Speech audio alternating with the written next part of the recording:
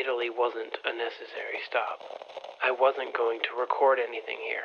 I don't need anything here. I needed to stop in England to talk with Annie, to test my theories. I needed to stop in France to find the haunt. My next stop is Switzerland, where I need to find the Grossmünster relics. After that, we stop in Germany. I don't need anything there. After that is the Czech Republic, which, now that I've made the deal with the haunt, I'll have to release them in Prague. After that, Australia and Thailand are some of the most important parts of the trip. Oh, it's one of those Grossmünster relics you want me to possess, isn't it? Stop that. I'm recording. This is important. Yeah, and I live here now. If I'm gonna have to listen to your ranting, I'm gonna chime in from time to time. Fine. Fair enough. Just try not to ruin my recordings. These are important. Yes, you said. Still refuse to ever mention why, though. Interesting. Oh, and quick thing. I've done some improvement to your device here. What? How? Well, for starters, it should be less scratchy, so there's that. You might actually be able to hear yourself word for word. Also, I'm going to start recording on demand, so you don't miss out on anything. Oh. Well, thank you. That's helpful. Why did you do that? Dunno. 'Cause I'm bored, and I could. Might as well get on board with your whole mission here. I appreciate it. Yeah, for sure. On this topic, I did go back and listen to all your old recordings, and were you ever going to mention that you're being hunted by an anomaly? Keep it down. No. Because when it catches up with you and finishes the job, I'll be stranded. I do not want to become some 2-bit haunted recorder for the rest of eternity. You're gonna be fine. We both are. I have a plan. You do? Yes. Which brings me back to my original point. I was never going to record anything in Italy. But the anomaly is here. I feel it even stronger than before. But you have a plan. Please, just let me record, okay? I need to record this journey. Every detail that matters. It's important, of course. Take it away. I have a plan. It involves the Devil's Stone. Let me tell you the story of the Devil's Stone, also known as the Rock of the Demon in Rome. Back in the 13th century, one night, St. Dominic visited the new church, the Santa Sabina. During his stay in Rome, he spent a lot of time at the Basilica. He knelt down on the marble slab of the martyrs and began to pray. That was his routine. It was common and usual.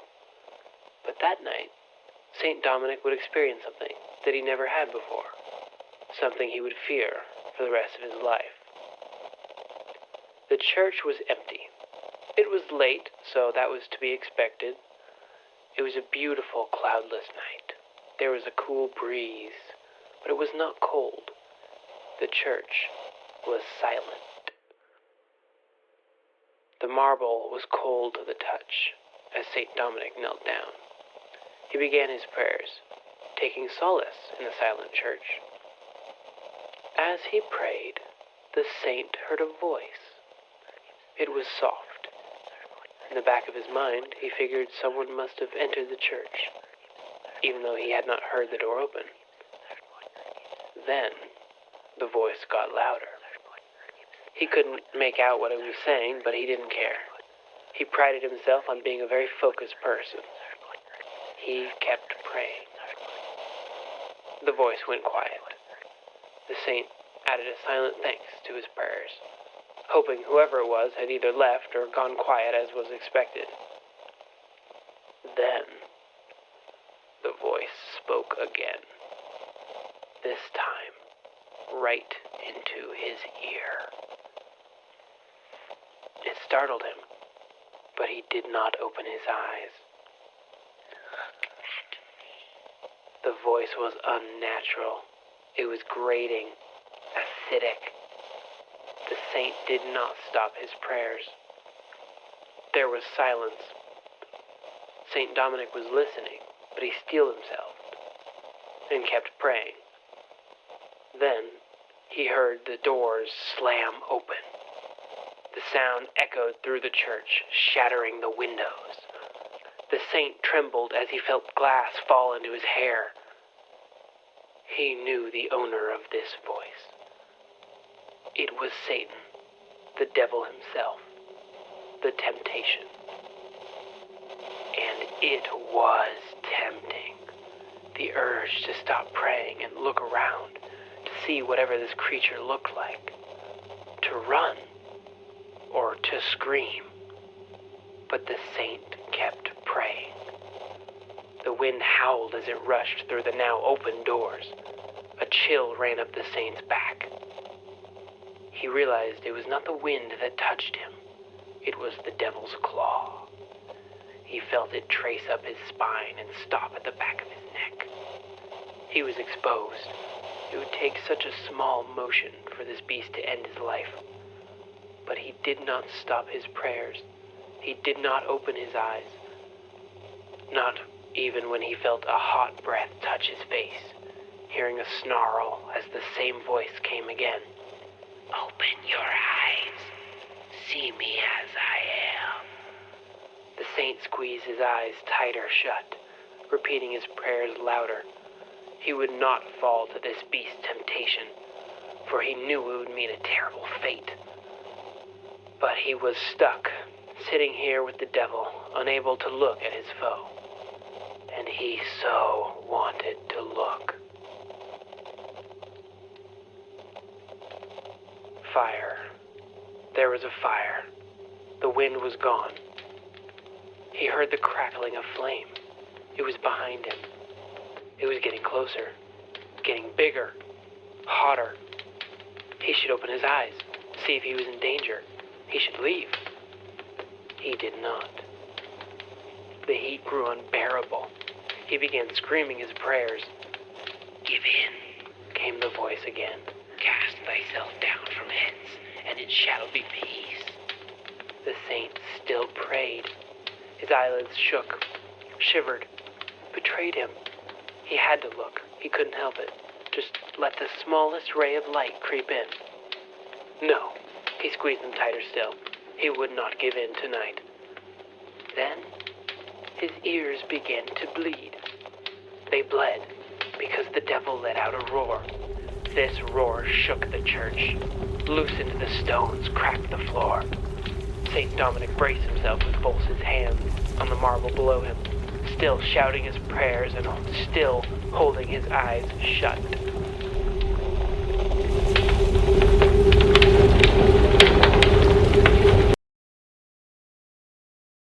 Silence. It was silent. The fire was gone. The rumbling was gone. The devil was gone. The saint sighed in relief, still praying, breathlessly. He could finally leave. It was over. He had won. Bested the beast. Resisted temptation.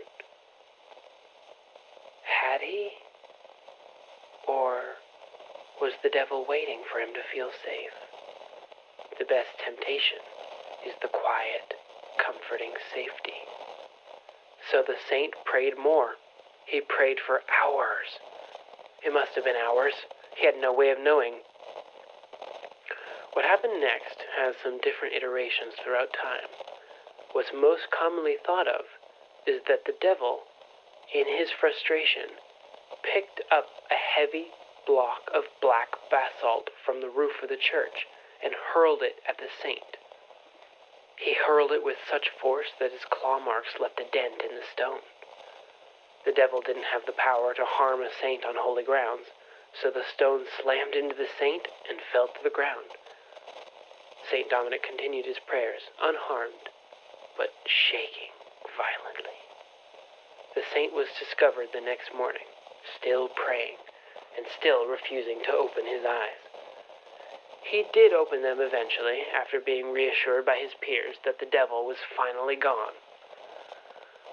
The same stone now sits outside of the church, placed on a small spire. There is a legend that if anyone touches the stone, they will become the devil's target. I need to touch that stone.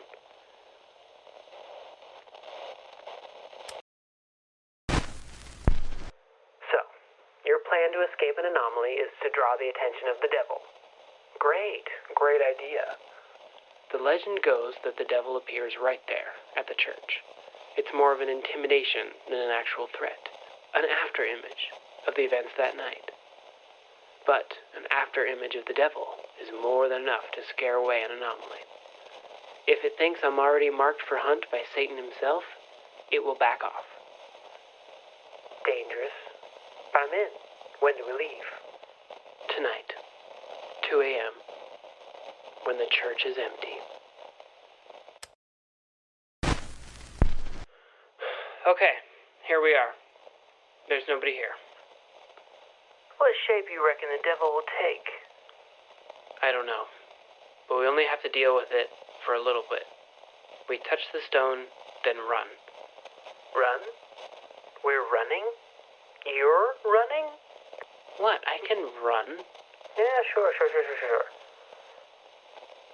All right, I see it. It's right there.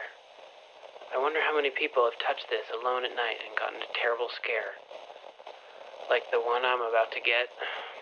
Okay, so we wait to see the first sign, and then we run. Or I run. Yeah, you run. Here goes nothing.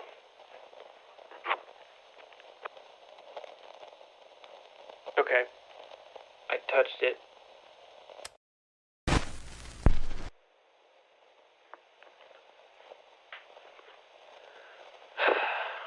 I've waited for an hour. Nothing. The legend must have been false. Well, cheer up. At least you don't have to encounter Satan. Right, but I'll encounter the anomaly. And die. Yeah, that sucks.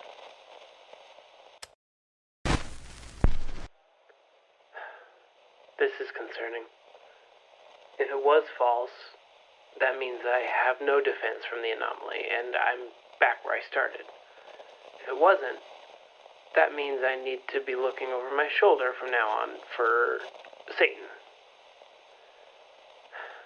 But nothing's happened yet. It's been a few days. We're now in Switzerland.